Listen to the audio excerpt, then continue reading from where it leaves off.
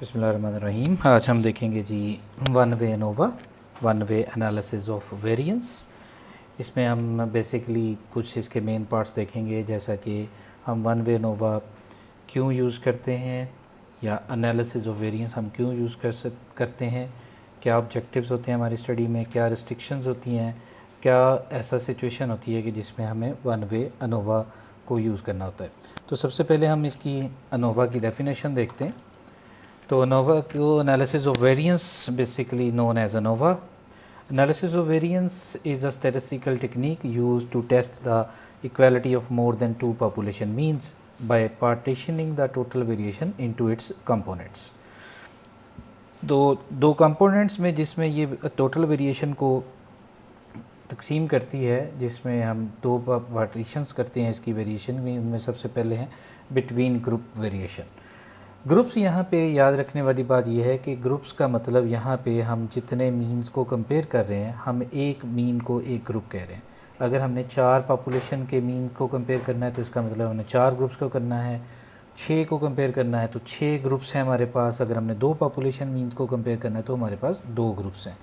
So between group variation basically variability due to the factor. यहाँ पे factor क्या है? फैक्टर बेसिकली हमारे पास कोई एक स्टडी में एक चीज़ ऐसी होती है जो कि किसी दूसरे चीज़ को इफ़ेक्ट कर रही होती है, जिसको हमने प्रीवियस हमारी डिस्कशंस में इंडिपेंडेंट वेरिएबल के तौर पर पढ़ा है।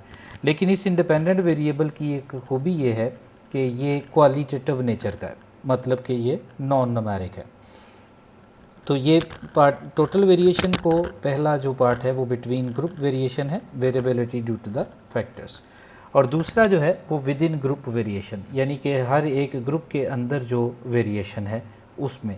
तो ये टोटल वेरिएशन को 2 ग्रुप्स में डिस्ट्रीब्यूट करती है, 2 पार्ट्स में डिस्ट्रीब्यूट करती है, between group variation and with in group variation.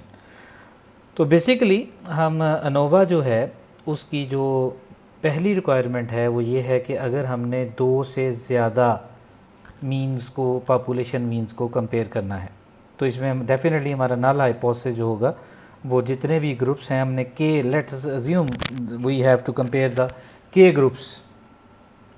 तो हमारे पास के ग्रुप्स को कंपेयर करना है तो हमारा जनरली हाइपोथेसिस जो है, नल हाइपोथेसिस होगा कि सारे मीन्स बराबर हैं। तो अगर देखें इनमें से कोई से 2 ऐसे हो जाए या कोई एक ऐसा हो जो बाकियों से डिफरेंट हो जाए, तो इसका मतलब है इस बात की रिजेक्शन हो जाएगी। तो H0 फिर हम रिजेक्शन अगर होगी तो हम क्या कंक्लूजन कर सकते हैं? तो हमारा कंक्लूजन होगा कि कम से कम एक मीन जो ऐसा है वो इनमें से डिफरेंट है, at least one mean is different. Analysis of variance में हमारे पास यही 2 पॉसिबल हाइपोथेसिस होते हैं, नल और अल्टरनेटिव का एक ही सेट होता है। तो इसकी कुछ एग्जांपल्स हैं जहाँ पे ये अप्लाई किया जा सकता है। जैसा कि पहली एग्जांपल है, does soil moisture percentage differ under drip, sprinkler, flood or no irrigation.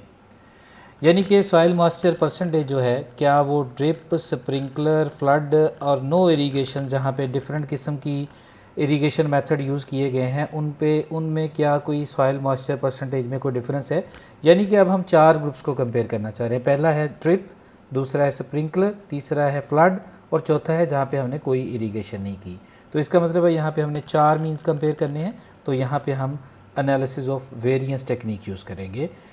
Second, do the scale sales differ among 3 ad campaigns, social media, TV, emails. 3 methods हमने कैंपेन चलाई, 3 मेथड्स से हर एक की अलग अलग इम्पैक्ट सेल रिकॉर्ड की, social media से, टीवी से और ईमेल से। तो अब हम 3 ग्रुप्स को कंपेयर करना चाह रहे हैं, तो इसका मतलब है मोर देन 2 ग्रुप्स है, so there will be analysis of variance. Similarly pest counts को हम पर प्लांट कंपेयर करना चाह रहे हैं, 4 different pesticides, pesti 1, 2, 3, 1, 2 and 3 and the last one is organic.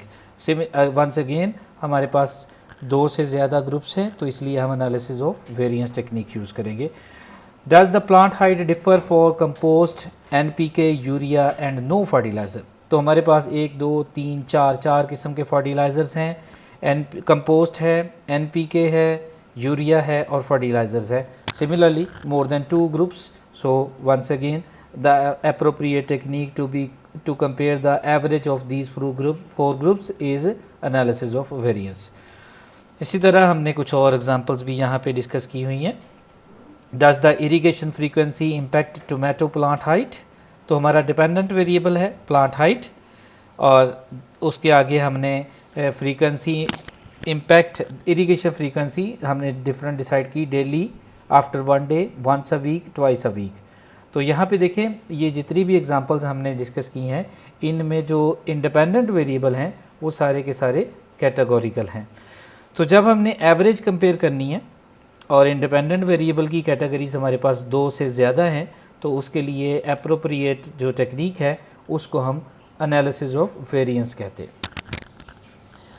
तो बेसिकली एनालिसिस किसी भी स्टैटिस्टिकल टेस्ट को यूज़ करने के लिए उसकी कुछ रिक्वायरमेंट्स होती हैं जिनको हम अजम्पशंस कहते हैं. तो एनालिसिस ऑफ वेरिएंस की 3 अजम्पशंस हैं, जिनमें है इंडिपेंडेंस. इंडिपेंडेंस को 2 तरह से हम समझ सकते हैं. Data points must be independent. अब इस चीज़ को हमने एक्सप्लेन कैसे किया है, इसका मतलब ये होता है कि sample points must be selected randomly and independently. जो भी हमने डेटा लेना है, जो हमारे सैम्पल में ऑब्जर्वेशंस हैं, वो हमने रैंडमली लेनी है और इंडिपेंडेंटली लेनी है. ये नहीं लेना कि अगर हमने फर्स्ट ऑब्जेक्ट लिया है तो उसके साथ ही सेकंड वाला उसके साथ वाला ही लेंगे, तो this will not give you the independence of the observations. इसका मतलब ये है कि पहली सिलेक्शन का, पहले पॉइंट की जो सिलेक्शन है, पहले ऑब्जेक्ट की जो सिलेक्शन है, उसका कोई भी लिंक नहीं है किसी दूसरे ऑब्जेक्ट की सिलेक्शन के साथ. तो अगर हम इस बात का ख्याल रखेंगे तो हमारा डेटा जो है वो इंडिपेंडेंस को, और रैंडमली हमने लेना है, अपनी मर्ज़ी से नहीं लेने, एट रैंडम सेलेक्ट करने हैं. तो ये दोनों चीज़ें अगर हम ख्याल करेंगे तो इंडिपेंडेंस वाली जो अजम्पशन है वो खुद ब खुद ही फुलफिल हो जाती है. सेकेंडली, नॉर्मेलिटी वेरी इंपॉर्टेंट है टू सम एक्सटेंट.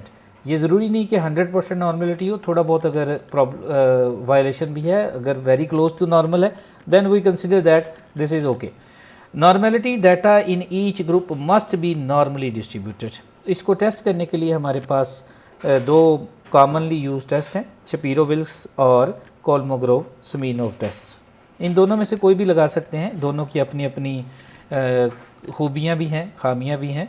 तो इसलिए हम दोनों में से उनकी खूबियाँ खामियाँ देखकर कोई भी लगा सकते हैं, लेकिन most commonly used is Shapiro-Wilk. The third and the last one is homogeneity. All groups must have equal variances. हमें किसी भी एनालिसिस ऑफ वेरिएंस टेक्निक को यूज़ करने से पहले चेक करना चाहिए कि जितने भी ग्रुप्स हम कंपेयर कर रहे हैं, क्या उनके वेरिएंसेस बराबर हैं. और इनके वेरिएंसेस जो हैं वो बड़ी आसानी से टेस्ट किए जा सकते हैं. 2 बड़े कॉमन टेस्ट हैं, बार्टलेट टेस्ट और लेविन्स टेस्ट.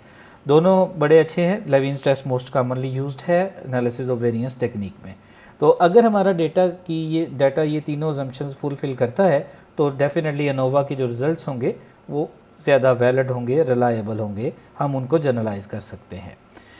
तो अब नेक्स्ट है कि ANOVA test statistic for ANOVA क्या है. जैसे हमने पीछे टेस्ट स्टैटिस्टिक्स पढ़े हैं, अगर हमने एक मीन या 2 मीन्स को कंपेयर करना है, चेक करना है, टेस्ट करना है, तो हम उसके लिए टी टेस्ट करते हैं, उसका एक प्रॉपर फार्मूला है. इसी तरह जब हम एनालिसिस ऑफ वेरिएंस में हाइपोथेसिस टेस्ट करते हैं तो हम बेसिकली एफ टेस्ट लगाते हैं. तो एफ जो है उसका फार्मूला है mean sum of squares. MSS stands for mean sum of square between and mean sum of squares of with in.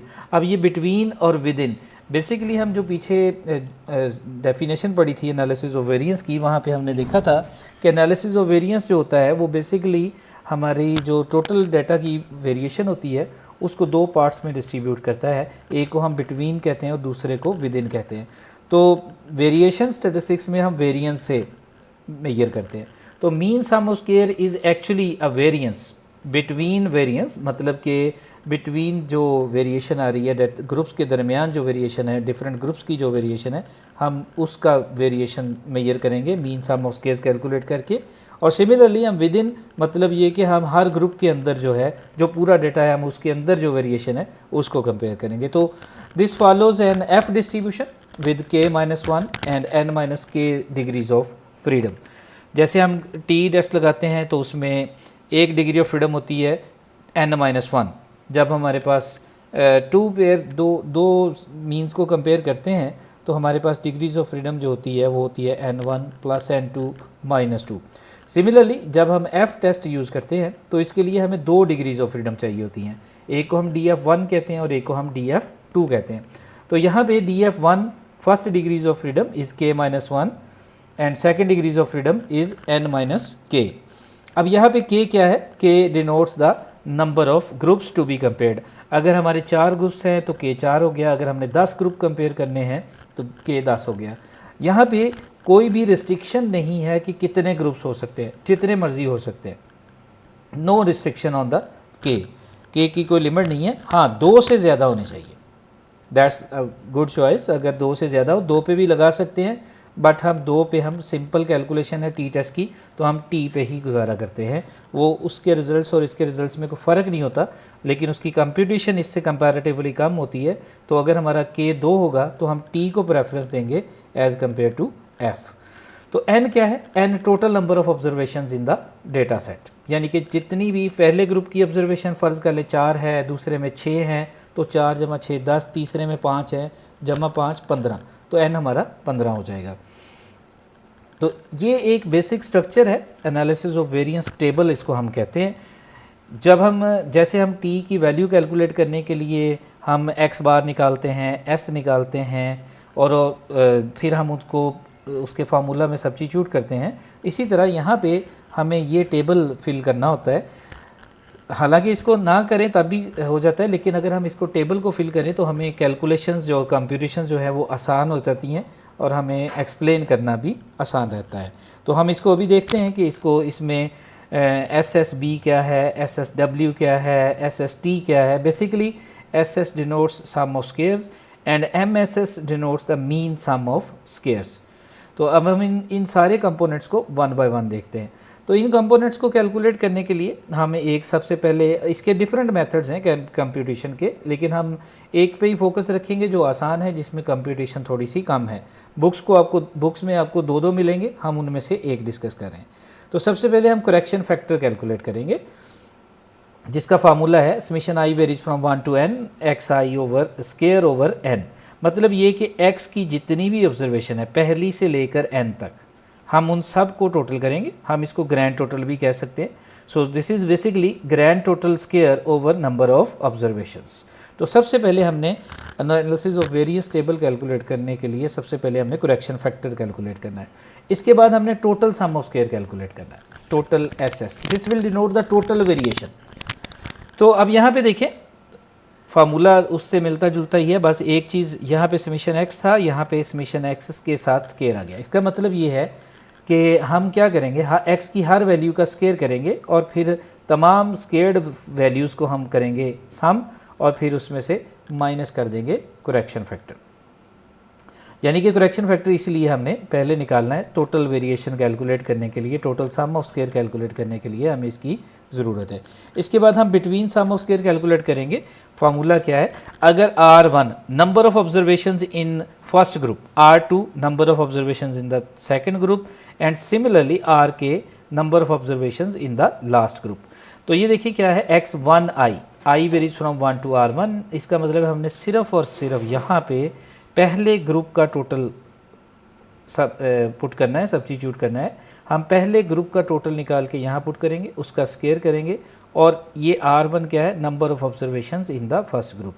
यानी कि आसान अल्फाज में हम पहले ग्रुप का टोटल निकालेंगे, उस टोटल का स्क्वायर करेंगे और उसको उसकी नंबर ऑफ ऑब्जर्वेशन पे डिवाइड कर देंगे, plus same will be done to the second group and so on. ये सारे ग्रुप्स के साथ हम यही काम करेंगे। लास्ट ग्रुप का टोटल निकालेंगे, उसका स्क्वायर करेंगे और उसको उसकी नंबर ऑफ ऑब्जर्वेशंस पे डिवाइड करेंगे। ये काम करने के बाद हम इसमें से करेक्शन फैक्टर माइनस कर देंगे। तो इससे जो आंसर आएगा उसको हम बिटवीन सम ऑफ स्क्वायर करेंगे। अब हमारे पास अनोवा टेबल जो हमने पीछे देखा था, हम उसको दोबारा देखते हैं। ये देखें, बिटवीन, विद इन और टोटल। तो बिटवीन और टोटल देख लिया हमने, तो हम अब विद इन का फार्मूला देखते हैं। विद इन को कैलकुलेट करने के लिए हम टोटल सम ऑफ स्क्वायर में से बिटवीन सम ऑफ स्क्वायर की वैल्यू माइनस कर देंगे, तो within sum of square आ जाएगा। तो ये 4 चीज़ें हमें चाहिए होती हैं, बाकी सारी चीज़ें तो हमारे पास n और k पे डिपेंड करती हैं।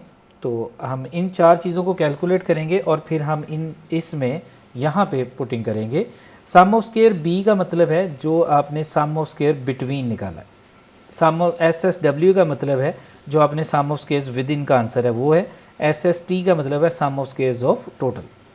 तो mean sum of squares of between, sum of squares of between को अगर हम k-1 इसकी डिग्रीज ऑफ फ्रीडम है, ठीक है। अगर हम सम ऑफ स्क्वायर्स को उसके कॉरस्पॉन्डिंग डिग्रीज ऑफ फ्रीडम पे डिवाइड कर दें तो उससे मीन सम ऑफ स्क्वायर निकल आएगा। तो mean sum of square between निकल आएगा, इसी तरह mean sum of squares of within निकल आएगा। तो फिर हम mean sum of square between को डिवाइड करेंगे mean sum of square within पर, तो हमारे पास f की वैल्यू आ जाएगी। तो हम इसकी एक एग्जांपल देखते हैं।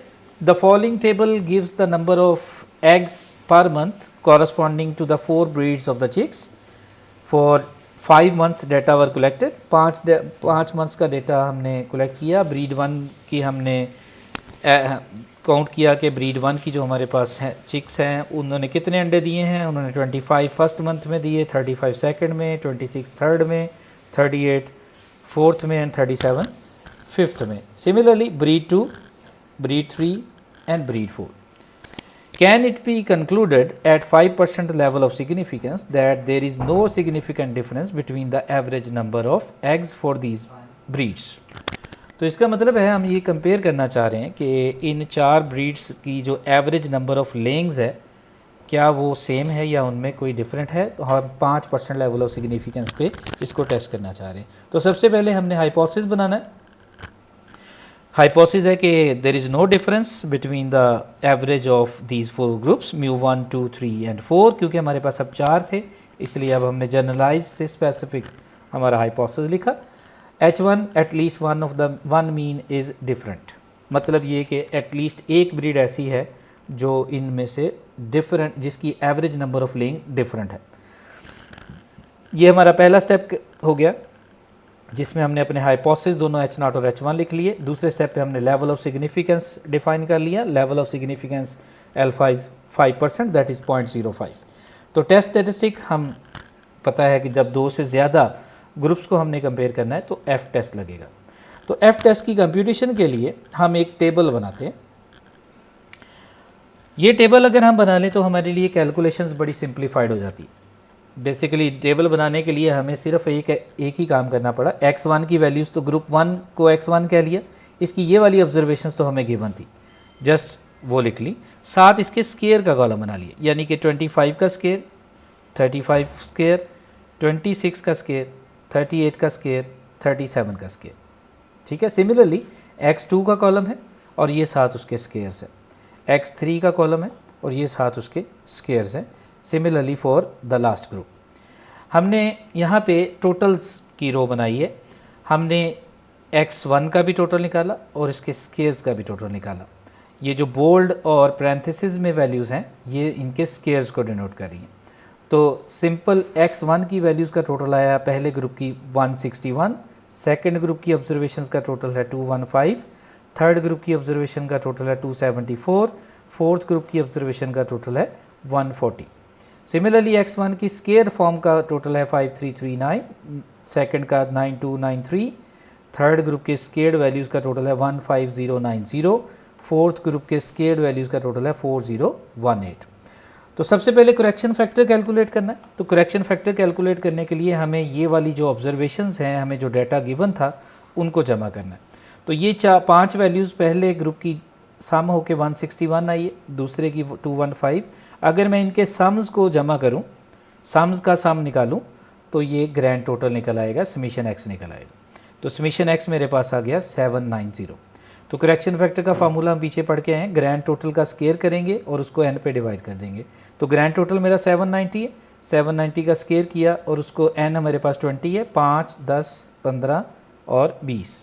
790 का स्केयर को हमने 20 पे डिवाइड किया तो आंसर आ गया 31205। सो फर्स्ट ऑफ ऑल हमने कैलकुलेट करना है करेक्शन फैक्टर। इसके बाद हमने टोटल सम ऑफ स्केयर निकालना है। टोटल सम ऑफ स्केयर के लिए हमें समीशन एक्स स्केयर चाहिए, यानी कि ये वाली स्केयर्ड वैल्यूज़ जो हैं ये वाली, इनका हमने टोटल निकालना है। तो इनके टोटल्स का टोटल निकालेंगे तो स्केयर्स का टोटल निकल आएगा, यानी कि ये 5339, 9293, 15090, 4018, ये 4 वैल्यूज़ हम सम करेंगे तो समीशन एक्स स्केयर निकल आएगा।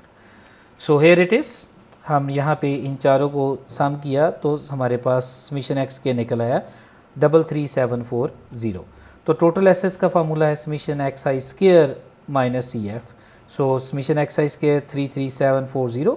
अभी हमने पीछे करेक्शन फैक्टर निकाला 31205, तो इन दोनों का डिफरेंस आ गया 2535। ये हमारे पास टोटल वेरिएशन आई। ठीक है, अब हमने इसमें से बिटवीन का पार्ट निकालना है और विद इन का पार्ट निकालना है। तो हमारे पास 4 ग्रुप हैं। हम पहले ग्रुप के टोटल का स्केयर करेंगे, उसको उसकी तादाद पे तकसीम करेंगे, दूसरे का टोटल का स्केयर करेंगे और इसी तरह चारों का करेंगे। तो पहले ग्रुप का टोटल हमारे पास 161 है, यू कैन चेक हियर 161, और दूसरे का है 215। सो हमने 161 का स्केयर किया, उसको 5 पे डिवाइड किया, प्लस दूसरे ग्रुप के टोटल का स्केयर किया, उसको 5 पे डिवाइड किया, and similarly third and fourth, minus correction factor once again 31205। तो इसका स्केयर करके 5 पे डिवाइड किया। This is the very simple calculation and you can do it very easily. तो हम इसका आंसर आ गया 2159.4। तो इसका मतलब है टोटल सम ऑफ स्केयर में से जो बिटवीन सम ऑफ स्केयर है, यानी कि बिटवीन ग्रुप्स वेरिएशन है, वो है 2159.4। तो टोटल में से ये इतनी है, तो बाकी जो बचेगी वो डेफिनेटली विद इन की होगी। तो विद इन का फॉर्मूला है टोटल एसेस, यहाँ पे स्पेलिंग मिस्टेक है, टी मिस है, total SS minus between SS, so is equal to 2535 minus 21594.59.4, so this leaves to 375.6. So we are in need of F critical value to complete the analysis. F critical, तो हमने F की table value देखनी है। 0.05 पे K minus 1 हमारी पहली degree of freedom है। K हमारे पास 4 ग्रुप्स है, तो K 4 हो गया, K minus 1 is 3 and N minus K, N हमारे पास 20 है, 20 माइनस 4, तो N माइनस 4, 20 माइनस 4 16। तो इसको हमने टेबल से वैल्यू देखी तो 3.24 आ गई। अब हम इन तीन चार चीज़ें जो हमने निकाली हैं, टोटल, बिटवीन, विद इन और ये क्रिटिकल, 4 चीज़ें निकाली हैं, हम इनको सब्स्टिट्यूट करते हैं अनोवा टेबल में। Here is the ANOVA table. Between, with in, total, source of variation तो वही रहेंगे, इसमें कोई चेंज नहीं आएगी। डिग्रीज ऑफ फ्रीडम का कॉलम K माइनस 1, K हमारे पास 4 है, तो 4 माइनस 1 3 आ गया। N माइनस K, N 20 है, K 4 है, 20 माइनस 4 16, N माइनस 1, तो N 20 है, 20 माइनस 1 19। सम ऑफ स्केयर, हमने बिटवीन का सम ऑफ स्केयर कैलकुलेट किया यहाँ पे 2159.4, तो बिटवीन सम ऑफ स्केयर हमने यहाँ से उठा के बिटवीन वाली रो में सम ऑफ स्केयर के कॉलम में पुट कर दिया। सिमिलरली विद इन का जो आंसर आया था वो सब्स्टिट्यूट कर दिया और टोटल का सब्स्टिट्यूट कर दिया। इन दोनों का टोटल इसके बराबर होगा। बड़ी सिंपल सी कैलकुलेशन है। तो mean sum of square, as we know, sum of squares को अगर हम डिग्रीज ऑफ फ्रीडम पे डिस्ट्रीब्यूट कर दें, डिवाइड कर दें, तो हमारे पास मीन सम ऑफ स्केयर निकल आता है। तो हमने कॉरस्पॉन्डिंग डिग्री ऑफ फ्रीडम पे डिवाइड करना होता है। तो 2159.4 को 3 पे डिवाइड करेंगे तो हमारे पास ये 719.8 आ गया। 375.6 को 16 पे डिवाइड करेंगे तो ये आंसर आ गया। तो दोनों मीन सम ऑफ स्केयर निकल आए। तो F कैलकुलेट करने के लिए हमारे पास जो फार्मूला था, mean sum of squares of between को डिवाइड करना है mean sum of squares of within पे। तो हम यहाँ पे मीन सम ऑफ स्केयर की ये वाली वैल्यू बिटवीन की विद इन पे डिवाइड करेंगे तो 719.8 divided by 23.475, so which gives us 30.66। तो F क्रिटिकल वैल्यू हमने पहले से ही कैलकुलेट की हुई है 3.24। तो अब अगर हमारे पास ये वाली वैल्यू F वैल्यू जो कैलकुलेट की है टेस्ट स्टैटिस्टिक की, अगर टेस्ट स्टैटिस्टिक की वैल्यू क्रिटिकल वैल्यू से के बराबर या इससे ज़्यादा आ जाएगी तो हम H0 को रिजेक्ट कर देंगे। अगर ये इससे छोटी होगी तो हम H0 को रिजेक्ट नहीं करेंगे। तो यहाँ पे हमारी टेस्ट स्टैटिस्टिक की वैल्यू क्रिटिकल वैल्यू से काफ़ी बड़ी है, तो हमारे पास सफिशेंट एविडेंस है कि हम H0 को रिजेक्ट कर दें। तो कंक्लूजन हमारा है, since the value of the test statistic exceeds the critical value of F, therefore there is a sufficient evidence to reject the null hypothesis. This indicates that at least one of the breeds has significantly different average egg laying performance compare to the others. That means कि हमारा H not reject हो गया है। H not हमारा ये था कि all means are equal, ये रिजेक्ट हो गया है, तो इसका मतलब है हमारा H1 जो है वो एक्सेप्ट हो गया है। सो हमारा H1 एक्सेप्ट है, तो इसका मतलब है at least one mean is different. That means कि एक ब्रीड ऐसी है जिसकी एवरेज लेंग बाकियों के बराबर नहीं है। So that's all for one way analysis of variance. Next video में मिलेंगे हम two way analysis of variance के साथ। Thank you for watching.